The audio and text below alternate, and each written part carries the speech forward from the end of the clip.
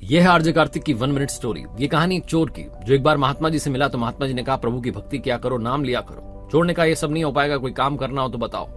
महात्मा जी ने कहा, बस एक काम करना, जब भी किसी पराई स्त्री से मिलो तो उन्हें माता या बहन के रूप में देखना। चोर ने कहा, ठीक है गुरुजी, ये काम कर दूंगा। चोर एक बार जिस मकान में चोरी करने के लिए गया, वहां रानी रहती थी। उस राज्य के राजा की कोई संतान नहीं हुई तो उसने अपनी पत्नी को अपने आप से अलग कर रखा था, राजमहल से अलग कर रखा था और एक मकान में रहने के लिए छोड़ दिया था 12 साल से। वो रानी जो थी, जिस मकान में रहती थी, उसके बाहर सैनिक जो है सादी वर्दी में जासूसी करते थे। राजा को जाकर के बताते थे कौन आया कौन गया। सैनिक दौड़े भागे और बताने लगे कि कोई अनजान व्यक्ति घर में घुसा है। राजा दौड़ा चला आया, खिड़की में सुनने लगा कि अंदर क्या हो रहा है। तभी रानी ने उस चोर को चोरी करते हुए पकड़ लिया। रानी उसे डांटते हुए कहने लगी कि ये क्या हरकत है। चोर ने कहा, मुझे क्षमा करना, बस सैनिकों को मत बताना।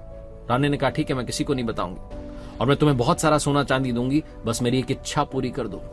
तभी वो जो चोर था वो 4 कदम पीछे हट गया, कहने लगा, नहीं, मैं आप में माता को देखता हूं, माता के स्वरूप को देखता हूं, मैं सब नहीं करूंगा। कोई पुत्र के लायक काम हो तो बताओ।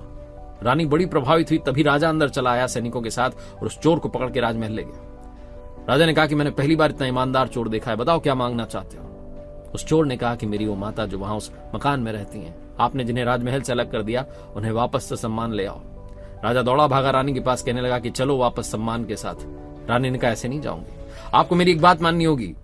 वो चोर जो यहाँ चोरी करने आया था, जिसने कहा कि मैं आप में माता को देखता हूं, मैं भी उसमें पुत्र को देखती हूं, उसे आप भी पुत्र मानिए और अगला युवराज घोषित कर दीजिए।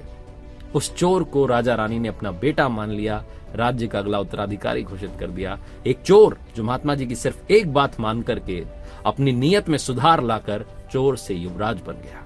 अपनी नीयत अच्छी रखिए, काम अपने आप अच्छे होने लगेंगे।